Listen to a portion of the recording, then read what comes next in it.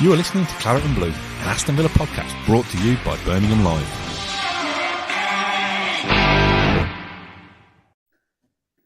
Hello, welcome back to the Claret and Blue podcast. I've got a smile on my face tonight. It's Aston Villa 4, Bolton Wanderers 1 in the second round of the Carabao Cup. My name is Dan Rowlands. I'm joined by John Townley. If anyone saw our last episode, it was all a little bit doom and gloom. We were all a little bit negative and depressed, which, you know, rightly so, in my opinion. And I said in that you're only as good as your last game. And the last game is a 4-1 win. Yes, it was against League One opposition. We'll kind of keep that and say it quietly. We'll get that caveat out of the way early doors. But a win's a win. It's nice to score some goals. And I already feel a little bit better. What date should I book my hotel for Wembley? even if it's just for one night, we can celebrate the win, can't we? Yeah, of course, win's a win. A bit of a scare at the start, but 4 goals in the end. It was comfortable come the 80th minute. No, it's back to winning ways. A win's a win. People are just going to go, it's only Bolton, it's only the League Cup. It doesn't really matter. But if you can't accept the wins when they come, you know, what is the point?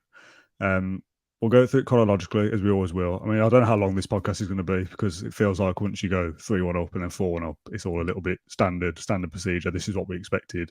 So I don't know how much we can say, really. If it had to stay 1-0 Bolton all the way through, it's been a longer podcast, a bit of a debrief about what the hell is going on, but thankfully that's not the case. But we'll start chronologically with when the team news came out.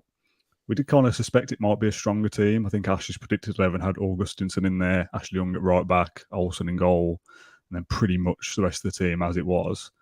He possibly had Ramsey in there for Louise, I can't remember. But it was a pretty much first choice team, apart from Ashley Young in for Matty Cash. The rest of it was a side that you would expect to see in the Premier League. Were you kind of surprised by that, or did you expect that?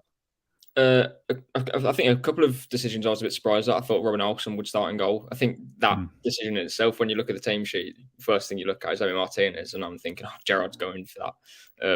You know, it's a game that we have to win, and to not even play Olsen, who Gerrard rates really highly as well. You know, obviously Sweden international, signed for like 3 million this summer, but doesn't get a game in the Carabao Cup. To me that was a bit strange, but fair enough. And then the rest of the team, I wasn't actually too surprised by, to be fair, Dan. I thought we'd go 2 up front, and I thought we'd go as full strength as possible. I think obviously you've got Bailey and Archer that I thought might have got a game, but yeah, continue on the pitch, get him a bit of confidence. Watkins as well, and then behind that, Louise, Kamara, and McGinn. I think that's quite a solid midfield. It's probably something that we'll probably go for against West Ham. Jackie Ramsey scored the goal at the end, but I think that's how it will stay now. But no, I think from back to front, it's probably what I expected. I thought Ashley Young, say, would get a game. But I'm not sure where Augustinson is. Don't know if Gerald will say something after the game. But I presume Matty Cash would have started and Young would have gone left back. Sorry. I would have thought Augustin would go left back and then Young go right back as we saw, but no. Yeah, you do wonder whether there's maybe a fitness issue there, that he's not quite ready and up to speed to go, potentially. I mean, Luca Dean's got the goal, so that's nice, I guess. Yeah, it was a little bit surprising. The keeper is the obvious choice, isn't it? You've got a cup keeper usually. Like if Robin Olsen or Augustinson aren't going to get minutes in the second round of the Carabao Cup, when will they get minutes for Villa? Yeah. You know, this is the time to play them. Not really going to dissect it too much because we've won 4-1 without them, so it doesn't really matter. I would have gone as strong as possible as well. We said earlier before the game, it did have this potential to be a bit of a banana skin and had more pressure on it than it needed to because of the start to the season we've had in terms of performances.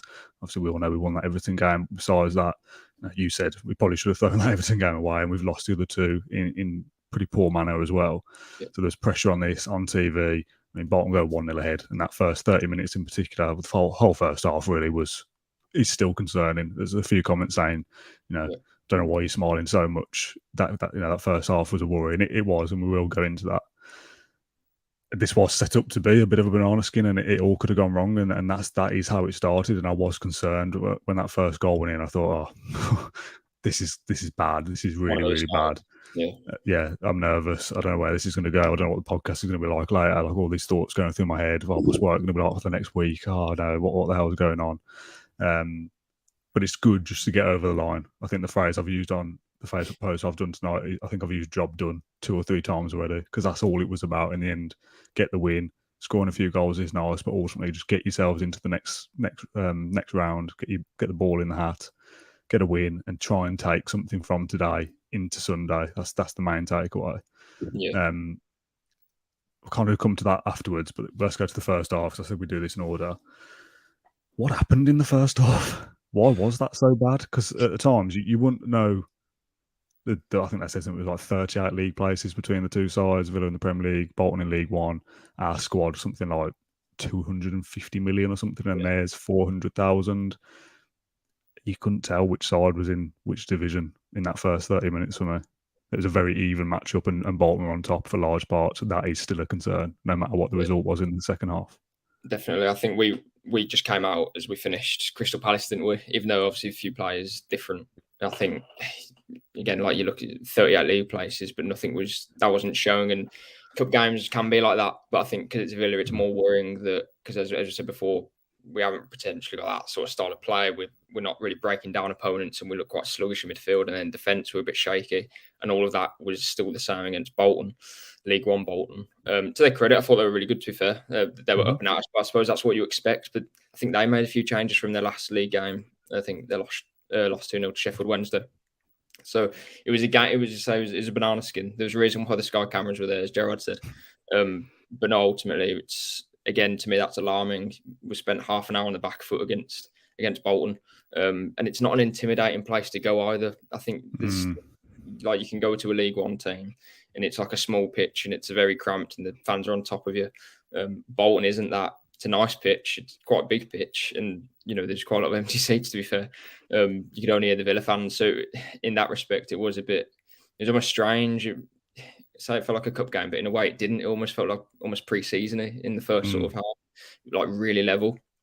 But no, alarming how, as I say, we didn't look like combining at the top of the pitch, and then in defence, like their goal, Kamara makes a tackle and Louise gets stuck on the ball, and they sort of punish us for that. And again, like, where are we sort of going with that? I think the second half, so we got better in our quality showed, but no, in the first half I was sort of lost with it all again. You're kind of thinking this is Palace all over again, but it's worse. It's just Bolton, and there's more riding on this game in terms of the magnitude of what would have been if we hadn't come back.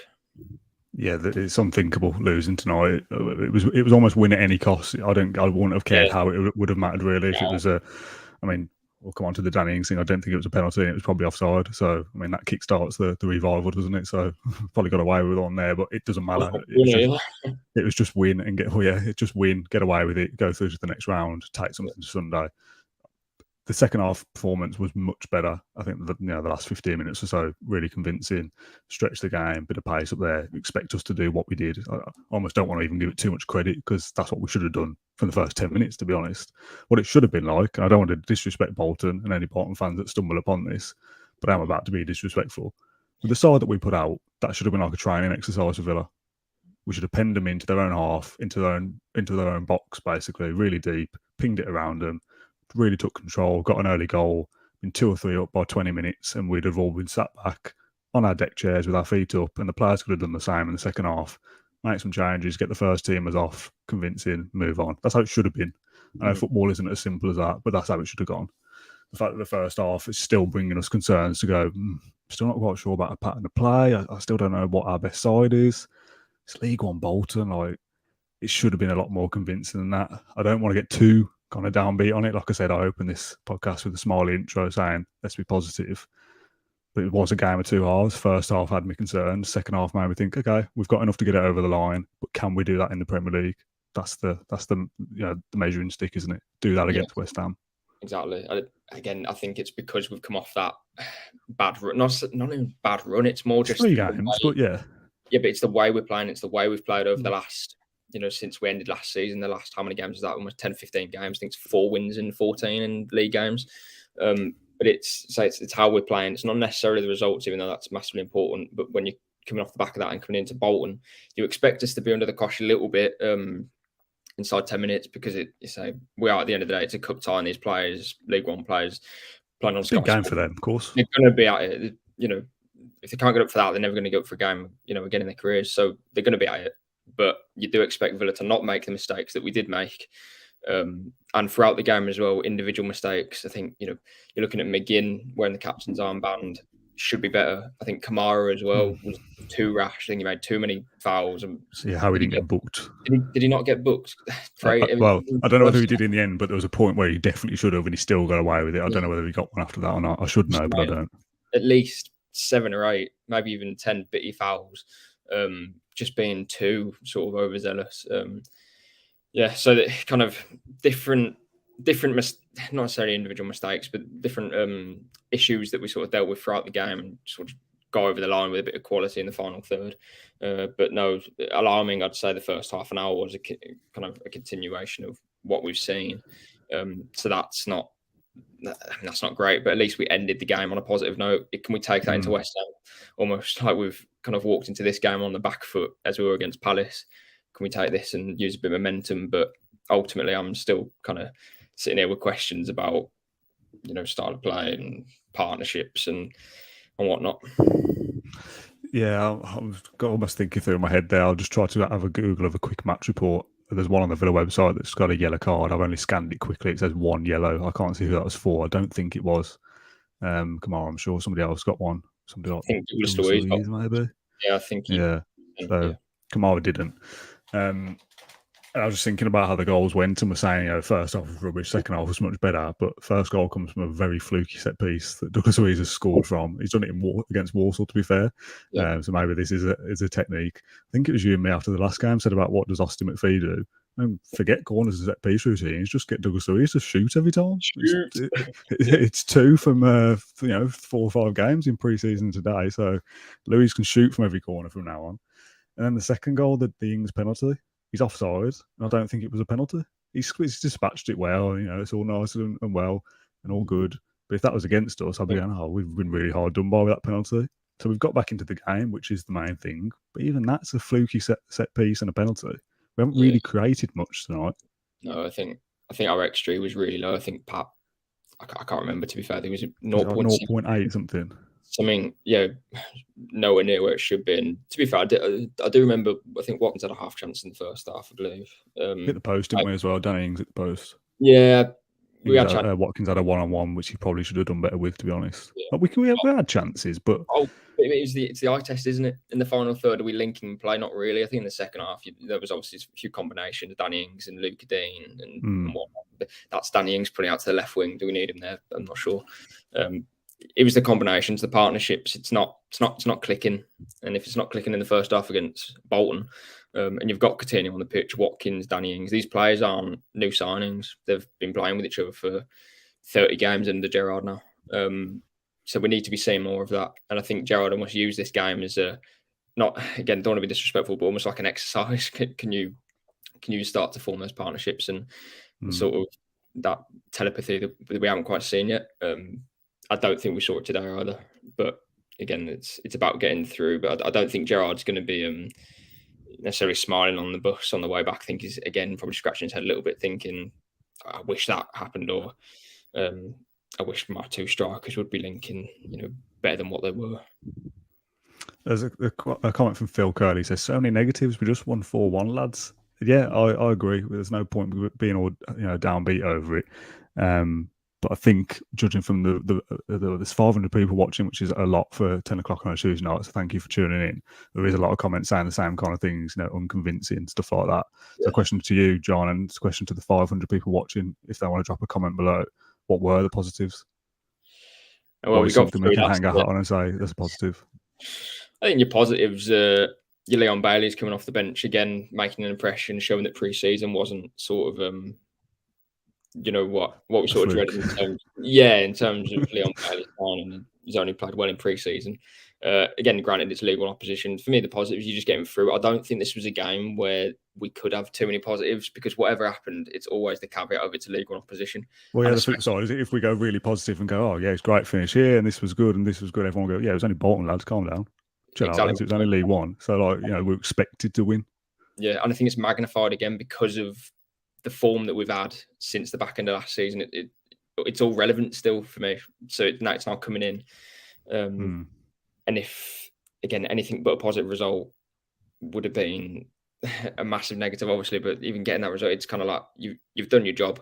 Let's move on. And if you back it up against West Ham, then this is to me that's like, all right, absolutely, brilliant. Because now that's that was your platform to get that win against Bolton, and then you move on. I think we did that in the Championship. I know that's a different period of time, but that's just in terms of momentum in football, we know that can happen. So maybe this can be a platform. Who knows? But if it's not, and we turn up against West Ham and we're not competing at the level that we should be, then getting through against Bolton, you can't really, that's giving out positives for the hell of it for me, because surely no one was thinking that we were going to Bolton not expecting to win.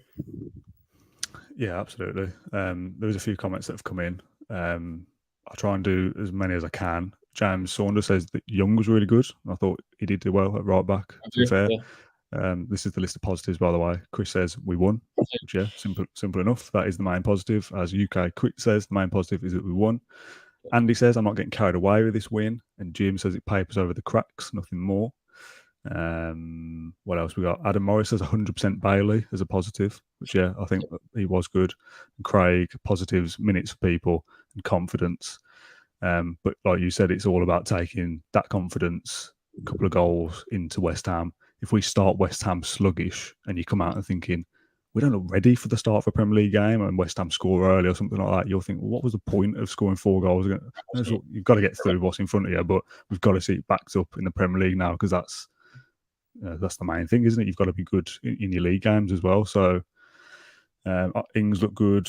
Ings and Archer. Yeah, Archer coming on. I wasn't sure about Archer. There's a lot of talk in the last few days since Palace about maybe Archer going out on loan. There was a comment from Gerrard after Palace saying we'll do right by Archer in terms of giving him minutes elsewhere, I guess, if he's not going to play here. I think a lot of people thought he might start tonight because it's a cup game. You rotate the squad. He played in the Carabao Cup last year against Barrow and Chelsea. When he didn't come on, when we made the triple substitution, I thought, is he not coming on because they don't want to cup tie him because he's going to go out on loan somewhere? And he comes on, so it doesn't matter anyway. But there's a few people. John, off you go. There's the couple of sides that he was linked with, Watford, West Brom, have gone out of the cup at this round anyway. So it doesn't matter whether he's cup tied or not. I don't know what I think about Archer. He looked ready to me, so I would keep him around. And at the moment, we played 2 strikers again, so we've got 3 strikers at the club at the moment. So you keep him around. Yeah, I'm not surprised he didn't start, just because we've had that sort of talk about Watford and obviously Ismaila Sarr and Gerrard potentially using him as almost in a swap deal. So I wasn't particularly surprised that he wasn't used tonight. But then at the same time, where does Cameron, in terms of Cameron, where's he sort of, what's he thinking? Where does he stand in the last 8 days of the transfer window? How it's 7 days we've got now, I think is. Say the guy's ready to play, and I think is Ollie Watkins or Danny Ings more worthy an opportunity than Cameron Archer? I don't think they are at the moment. I think throw him in, let him have a go, and that doesn't have to be from the start of a Premier League game. But it just seems that he's almost a bit useless at the moment in terms of being in a matchday squad. He's a spare part, isn't he? He's not getting time, so you might, from a personal develop point of view, taking away the Aston Villa bias from it, and this is what Gerard's saying in terms of we'll do right by him. If he's not going to get enough minutes at Aston Villa and he's going to get, 10% of minutes every week by coming on for maybe 10 minutes a game, you might as well send him out on loan, take him to the Championship and let him score 15 goals, 20 goals. Norwich for him and for Aston Villa for next season to come back and go, right, he's definitely ready now. He scored 18 goals in the Championship last year with QPR, who finished 6th. He's ready for us. I get that in terms of development. I think he's ready to go now in terms of us not being able to link up front very well and having issues with things in terms of his age. He's only a little injury away from missing games. Then you've got Ollie Watkins and no one else. Ollie Watkins needs maybe 2 or 3 chances, 4 chances to score a goal anyway. So I'd keep him. But if he goes out, you've got to suggest that Gerrard doesn't think he's ready or isn't going to get enough minutes. So he's sending out him on loan to do right by him to be ready. I'm happy with that. I think whatever the question is, the answer is that the guy has to be playing football, and whether that's in the Championship for a season and getting up to 20 goals, or that's playing for Villa. Either way, the guy has to be playing. I think that's the conclusion. But I can't see that happening with Villa in the Premier League, whilst Gerrard clearly And maybe that's rightly so that he fancies Watkins and Ings, two experienced Premier League strikers, cost the club 60 million quid. So you kind of have to go with that decision. But if I'm Archer, I'm kind of questioning, because I think it was after the pre-season tour, Gerrard said that he's definitely staying. And now it's come out they might have offloaded him to Watford for a year and getting Sarr instead. I don't know. It's a bit of a murky one. I think we've talked about it before. To say that there's a pathway to the first team and he will get minutes, and if you're old enough, you're ready, blah blah blah, and then he gets a 5-year contract, and then he doesn't really feature at all, doesn't do much tonight. He gets maybe 15 minutes, 20 minutes, I think. And there's rumours about is he going to go out as part of a Sarr deal and all those kind of things. That's a bit conflicting to me, because that says that he isn't ready. You don't trust to throw him in yet, which is fine if they don't think he's ready and they'd rather he go out to the Championship for a season. I get that, but surely that decision should have been made a few weeks ago, and then he would be on loan at the start of the season at a Championship club full season. But it's only 3 or 4 games in. He showed what he could do with only half a year at Preston, so there's no sort of rush on the kid. He's 20, plenty of years ahead. I trust the club to make the right decision, but it's a bit 7 days of the window remaining. It's one to keep an eye on for sure. I think if we're playing 2 up front with the number 10 behind, and we've got Ings and Watkins, if Archie goes out on loan, who plays up front? Does Leon Bailey come on as a sub and play up front? Square pegs round holes, isn't it? You might as well keep him around. I don't know. It's a difficult one. Like you said, you've kind of got to support the club with whatever they want to do, because they know best. They see him every day. They know the situation more so than us. But we're not the only fans here watching him in dribs and drabs going, I think he's ready. So it's slightly disappointing if he doesn't get enough minutes to prove that he is ready. Another one that's been in the comments a lot. Actually, we'll stay with positives first of all. Who else stood out? We talked about Bailey. We talked a bit about Archer. Anyone else you can hang your hat on and say that they had a good game? Again, it's tricky because of the calibre of I think Douglas Luiz might have had the best game, but I like that blend of midfield. So I'm a massive fan of Jacob Ramsey, but just in terms of a Premier League game, I think at the moment we're getting not necessarily overrun, but I don't think we've got control of games. We're going long. We're not keeping the ball. I think Douglas Luiz, again, he might have had the best game in the world today. It's against Bolton. It's hard to judge. But you know what you're going to get from Luiz, and it's not going to be a 10 out of 10 every week, but you might just get a 7 for 10 games. And then that might be enough to allow Kamara to do his thing, allow for McGinn to, get back in form, I suppose, allow the front three to do their stuff. Because he's good on the ball. I think he come on against Palace and had 2 key passes in the game, which is more than any other Villa player in the space of like a few minutes he was on the pitch. So his stats better than McGinn's in the 15 minutes he played against Palace than McGinn's were in the 65, 75, 75. Yeah. It's the one player that we have in that midfield that can just keep the ball. And I don't include Sanson because clearly he's not in the plans. He wasn't in the squad tonight, was he? I don't know if that was injury or he's just heading out. I'll give you an update on that in a second, John. We'll come to that. Breaking news. I'm not sure. I think Luiz is probably my only other positive in the game. But if you ask me that question after West Ham, I hope we have more positives than just Ashley Young and Douglas Luiz. If Ashley Young is a positive, something's gone wrong with Matt Cash somewhere. A couple of bits of housekeeping for him. I don't know whether this is a Gerrard press conference or a Sky Sports interview after the game. Augustinsson had a small issue with his knee, so he missed out for Villa. He could be back available for the weekend. Sanson and Nakamba both fit, but not selected. That's come from Greg Evans, from Ash, on Douglas's corner goal. Gerrard said, I can guarantee everyone that wasn't a fluke because I've seen the exact same thing yesterday. So in less than 24 hours, he's done the same thing twice. As we said, he also did it against Walsall in pre-season as well. And there was one from Villa Report. I think that was from Ash as well. From Gerrard, we're working behind the scenes on a few different situations to try and get the team and the squad stronger and better prepared from now till January. So from what you've seen in the first 4 games now, what do we still need, in your opinion? I mean, I think a centre half, but then it's tricky because we're missing Diego Carlos, but you're not going to get a player of his calibre through the door in the last 7 days of the window unless it's a loan deal and you can bring someone in who can do a job. But again, it's not Carlos's quality.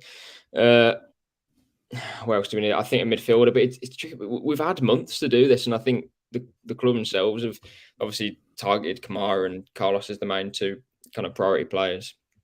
So I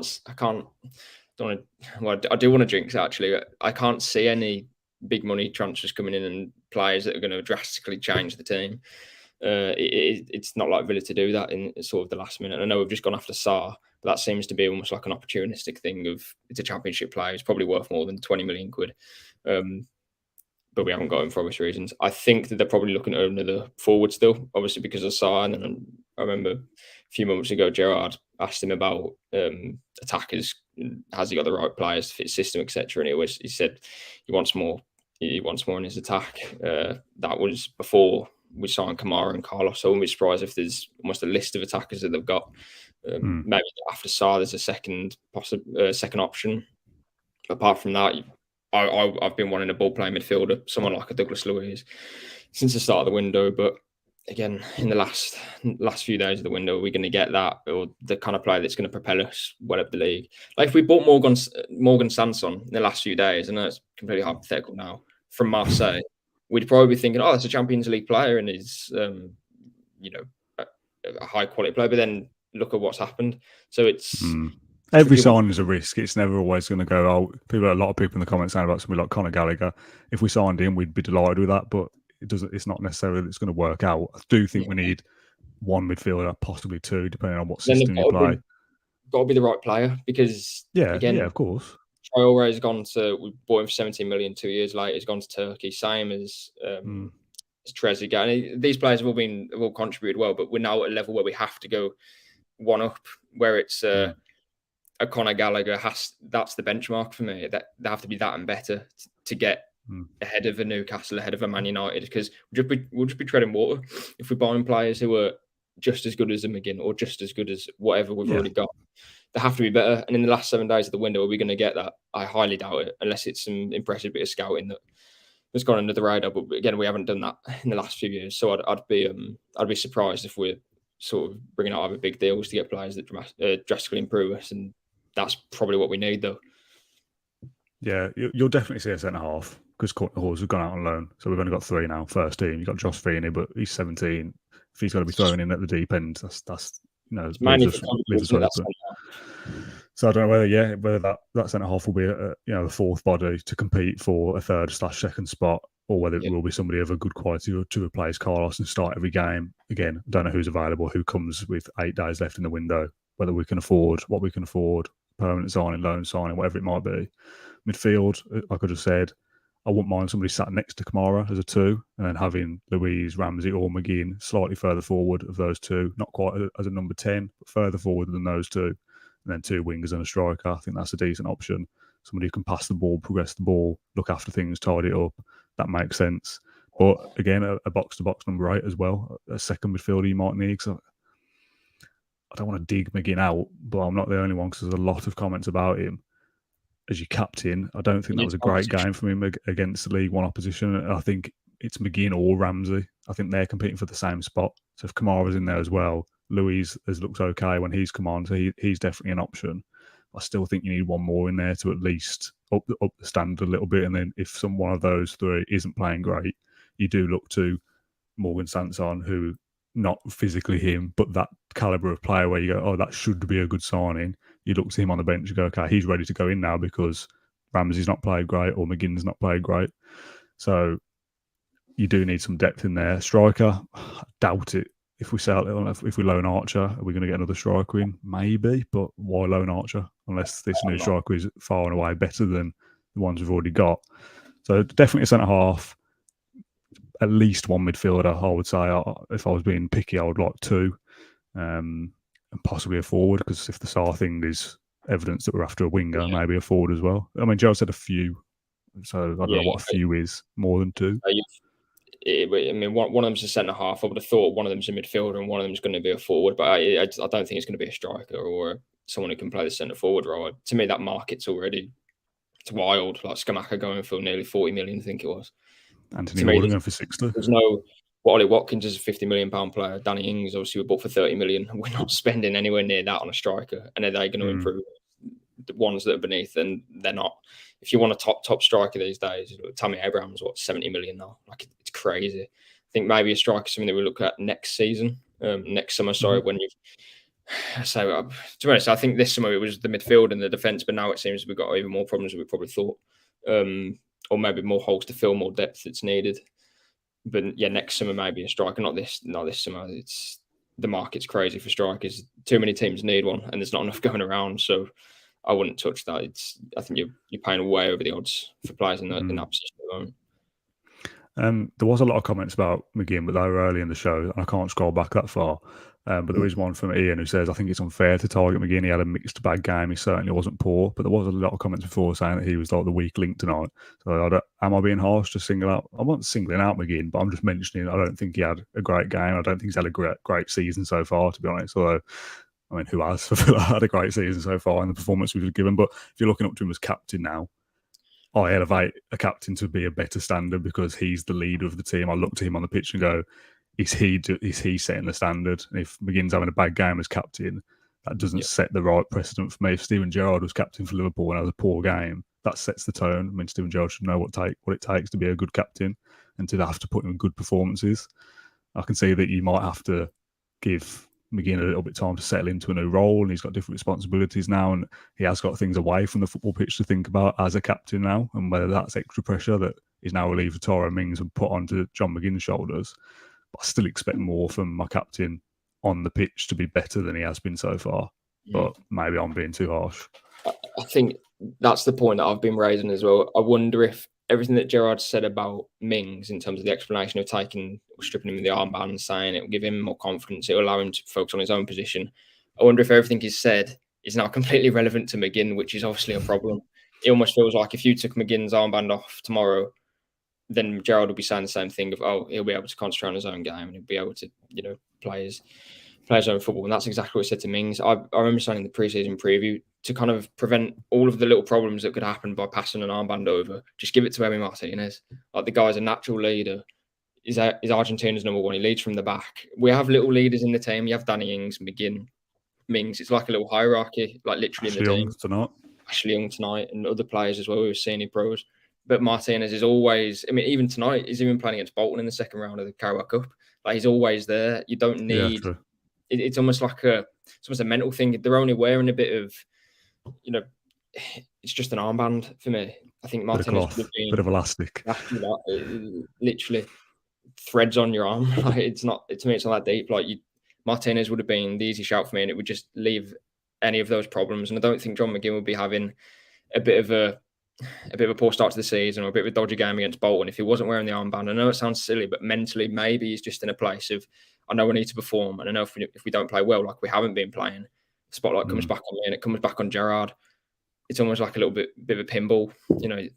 No one needs that. And I wonder if Gerrard's giving him the armband thinking it's a midfielder. Clearly, the guy's infectious in terms of his personality, and he's obviously a good leader. That's not in doubt. Yeah, he's vice captain of Scotland, I believe. So we all know it's there, and the guy's a quality player in person. But for me, Martinez was the right choice, just because it alleviates all the problems that could have come from a captaincy. And we're only speculating. We don't know if that's, of course, maybe McGinn's got a niggle. We never know. And he might thrive as a captain. He might be the best captain we've had in years, come the end of the season. So, but I just thought Martinez would have been a good call. Well, we're still in a cup competition that McGinn could go on to lift at the end of the season. Let's be positive, John. I remember. Let's read some comments out about McGinn, then I'll try and do as many as I can as I did before. We'll start with the first one that I can see from Shane. He says McGinn was awful. Adam Morris, a captain should be consistent. Milan, McGinn gave the ball away so much. I want to love him, but he had no composure tonight. Jason says, I think getting a lot of stick players have dips in form. Who's pivotal in getting us to the Premier League, so get behind him. Yeah, that is fair. Aidan, McGinn will come through, give him time. He's not the first captain to struggle after getting the armband. Yeah. Also fair. Faizan, McGinn, sorry if I pronounced that wrong, by the way. McGinn was awful last season. James, McGinn was okay. Anyone who's really pro McGinn here, just for sake of argument? Not really. A lot of okays, which, I mean, that's not great, is it? Headless chicken. It was a mistake to make him captain. It's not that bad. You've been a little bit harsh. Yeah, fair enough. Maybe we are. I love McGinn, but sometimes his game is shoddy. Yeah, I mean, there's a mix of opinions there. I like him as a character. For a long time I've liked him as a player, but we said last season there's times where John McGinn has a great game, and then 3 or 4 average ones or a couple of bad ones, and you do need a bit more consistency in the Premier League as a starting midfielder anyway. As captain of that side, again, you need to kind of elevate your game a little. And this all kind of coincides with Villa not having a great start. If Villa had won the first 3 games and McGinn had played poor throughout somehow, that would be a problem. But the team as a whole has been poor. Exactly. So I kind of allow it just for now. The only thing I would say is that, like, there's a moment where I said to my dad, he's in like a sort of left channel area, McGinn, and the defence was a bit split on Bolton. And I know that the Championship McGinn, or the McGinn pre that sort of injury they had before COVID in our first season that we got promoted, he's bombing towards goal. Like he's gone. He's, with his arms out and everything. And he's like a train.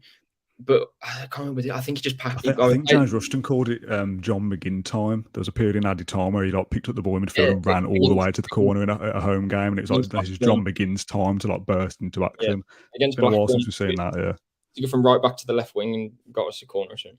But that's what that's McGinn. Like McGinn, when we're in the Championship, he was lung busting up and down, doing everything. You couldn't stop him against Nottingham Forest away. That's like prime McGinn. That's what you want to see. But against Bolton tonight, I'm thinking your captain. You've got all of that still, of course you have. But he kind of, I don't know if it's a confidence thing or if he's being asked to do something else. I'm not sure. But it was a perfect opportunity just to bomb on, just go. Like no one's stopping you. But he didn't. He either played out wide or sort of just kept possession. But you just want to see more of what McGinn, what we know he can be. And I think that's kind of come out of his game since that injury that he had in the one he suffered against Southampton, that 3-1 loss. I think it was December 2019. A few months. Yeah, because before then, even in the Premier League, like the goal against Spurs on the opening day when we got promoted, the goal against Arsenal, brilliant performances. And then you kind of, after that, I think he was rushed back a little bit in Project Restart. When we stayed up in the season after that, it was a good season. Last season we had, and then here we are now. So I'm not sure. There's obviously a player in John McGinn, we all know that, but I want to see more of what he brought to the table when we're in the Championship.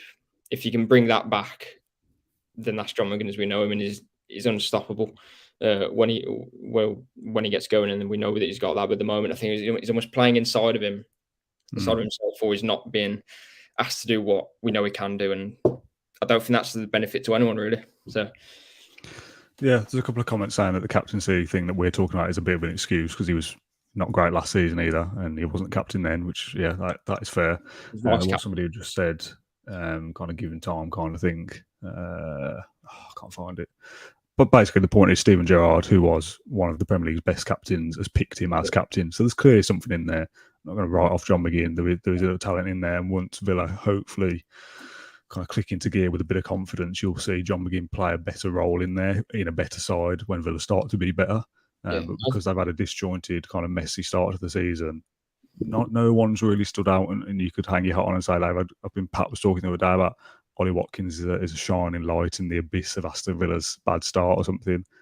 I mean, that's it, isn't it, really? Everyone else, Tyrone Mings potentially is another one.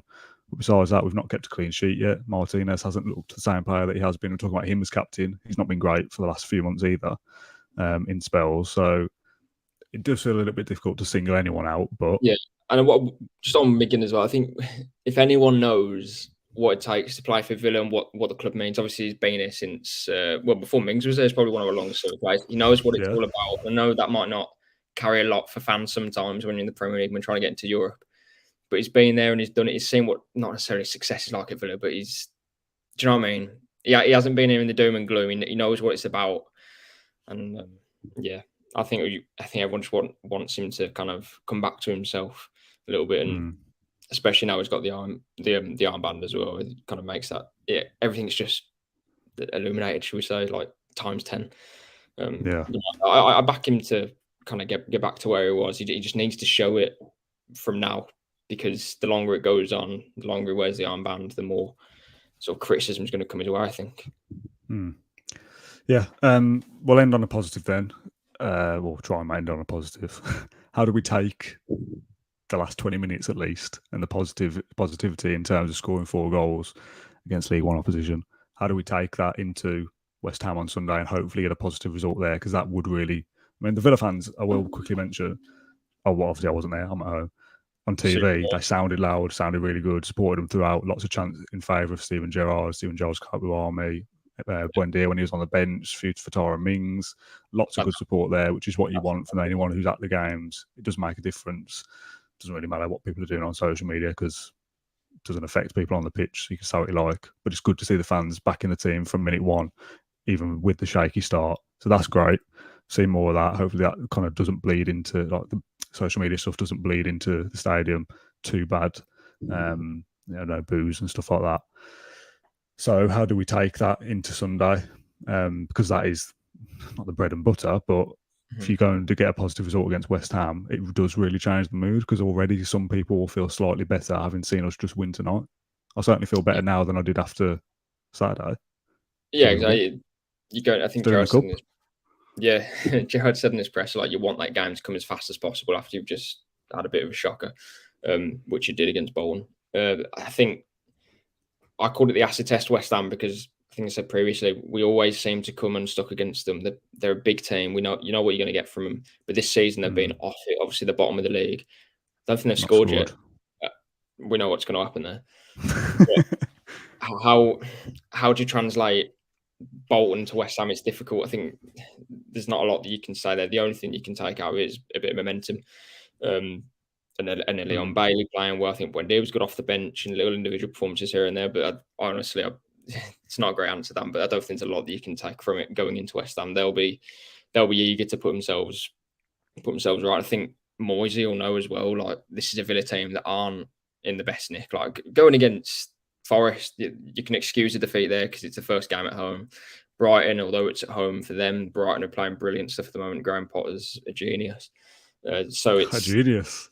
Yeah, he is.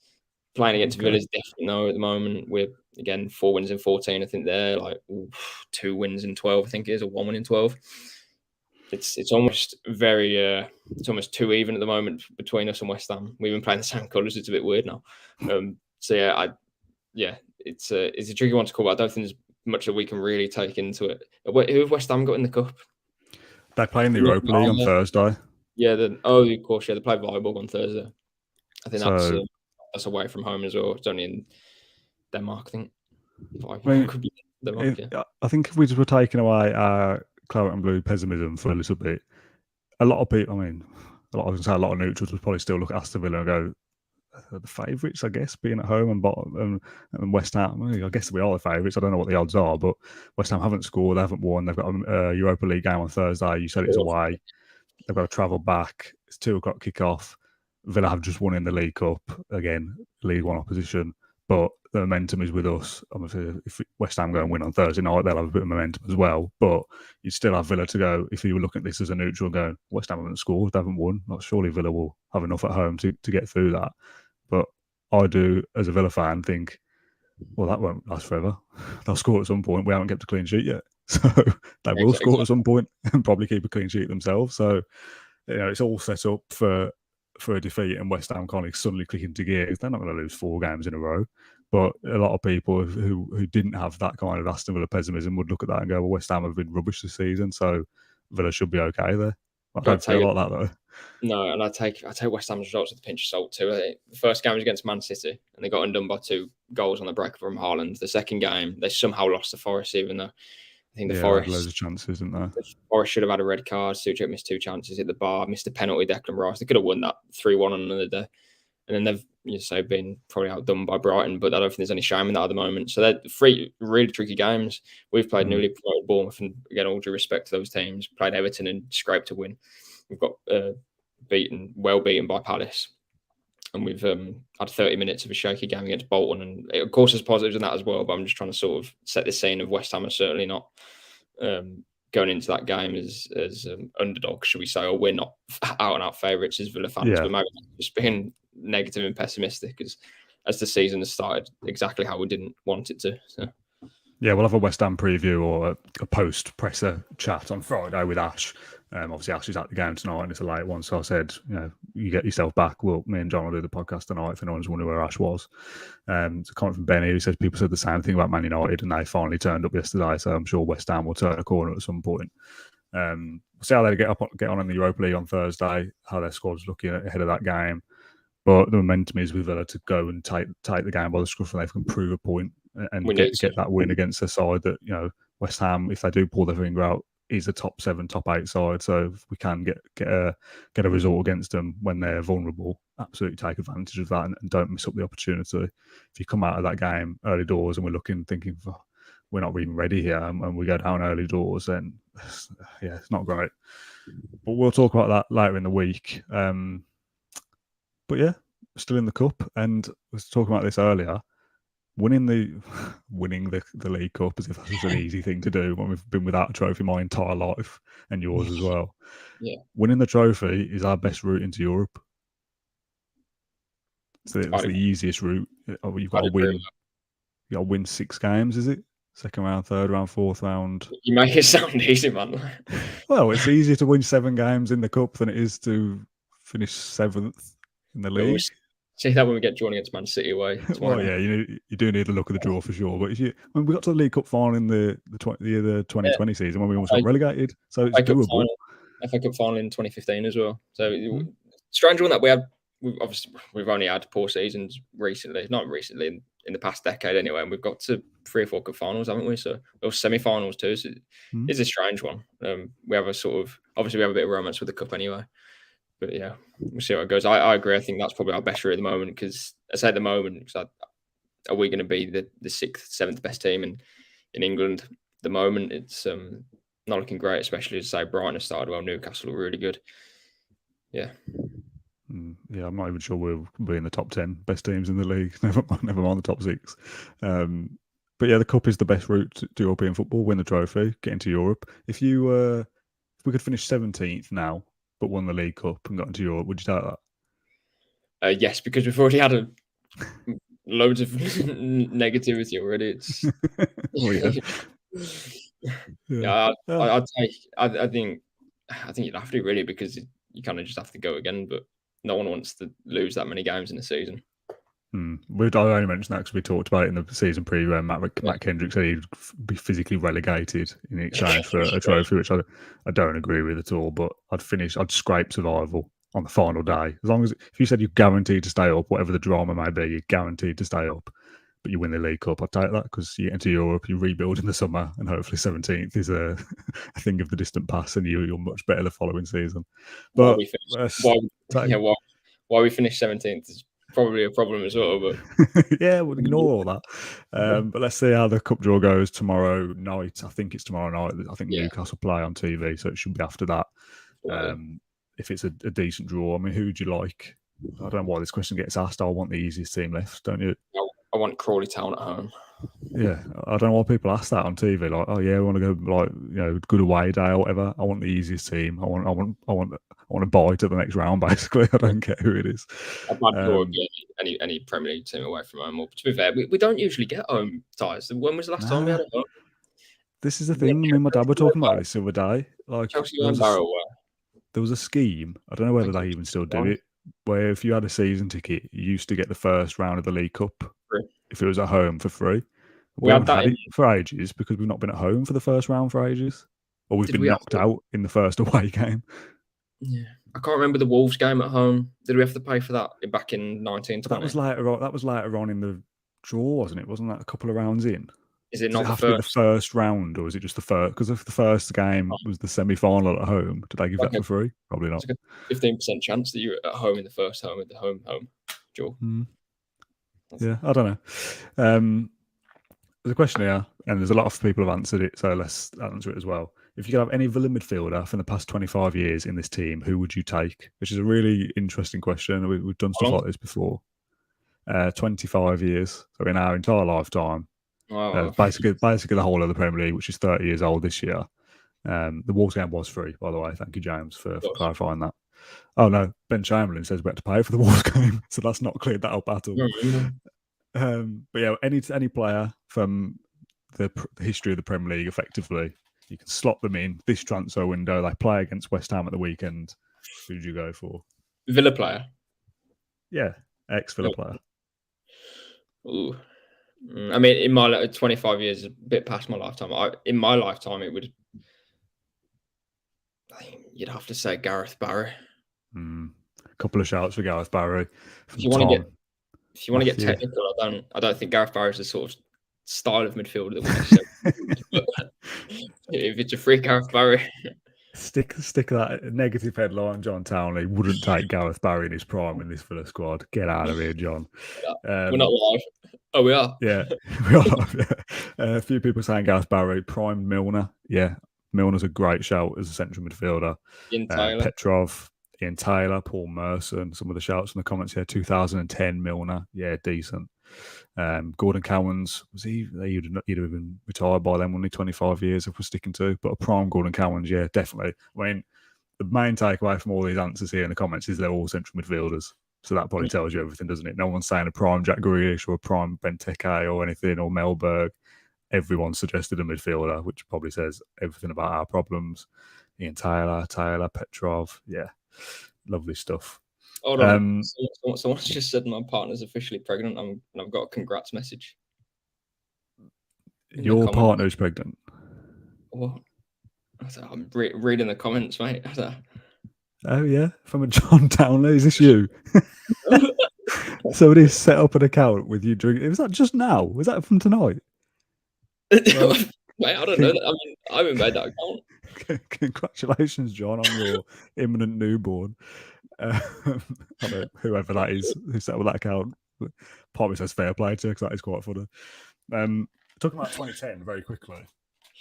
I got this shirt next to me. We were talking about this before we came on air, the 2010 away shirt. Now, unfortunately, the washing machine mangled this and it removed the sponsor, which, to be honest, if you removed it completely, I wouldn't mind, but you can still see it, so that looks a bit bad. The reason I bring this up is because we're doing the half marathon. So if anyone wants to donate to that, there is a link below. John, how's the training going? It's going really well. Is it? I haven't started. No, I haven't started. Good. I've been going to the gym, but I haven't been no cardio yet. No, I mean, it is a long way away, but I'm very unfit, so I've started early. But the only reason I bring this up is this was in the background while I was getting ready to set up, and again, the washing machine's battered it, but it had a bonnet on the back. It's all peeled off, so it looks silly. But I went for a run I did a mile earlier. I don't know why I'm explaining this, to be honest. I bought some new trainers. I just wanted to test them out, so I only did a mile. So it doesn't smell or anything. It's basically clean, all right, so calm down. But unfortunately, I was channeling 2018 Gabby rather than 2008, 2009 Gabby. I thought I'd be speedy with him on my back, but yeah, it wasn't quite to be. It was okay. I did a mile. It was all right. Matt Davis has commented, absolute panic from the real John Townley at 10:45 on Tuesday night. I got a phone call tonight. I mean, this is what we wanted. This is what we said after the Palace game. There was a clip I put on social media saying I felt disengaged with the club, and it all felt a bit meh and kind of apathy towards it. And to be honest, the first half I felt the same way. But we've won a game, we scored some goals. That is all nice and positive. And look at us now, laughing along on a podcast, having a laugh and having a joke. And this is what the podcast is supposed to be. I don't want it to be a moan. It's about having a bit of fun together. These comments are running wild. I don't know what's going on. There's loads of people watching. I can't believe there's so many people here at almost 11 o'clock on a Tuesday night. Thank you. Thank you very much for tuning in to the Claret and Blue podcast. John, thank you very much for jumping back on. I know you had an early shift this morning, so thank you very much for coming back. Appreciate your input and your good positive news tonight as well. Always good to see. Loads of people commenting, loads of people getting involved. So thank you very much. As I say, next episode will probably be Friday, when me and Ash will be having a chat after Stephen Gerrard's latest press conference. We look ahead to West Ham, and then the West Ham post-match pod on Sunday evening as well, which I think you're covering, aren't you, for Ash? Yeah, West Ham and Arsenal. Yeah, so you'll be in the press box for those two games. So it'll probably be you and Matt Kendrick having a chat for that one, because I'm super duper lazy and I've got the day off. Should have clarified. Somebody called me lazy. I'm not. I've got a day off. All right, let's just leave it. Thank you very much for watching. Thanks, John. Congratulations once more, and we'll see you again in a few days. Thank you for listening to Claret and Blue, an Aston Villa podcast. If you enjoyed today's episode, then please do let us know. We love hearing your feedback. We'll be back soon with another episode, but until then, up the Villa.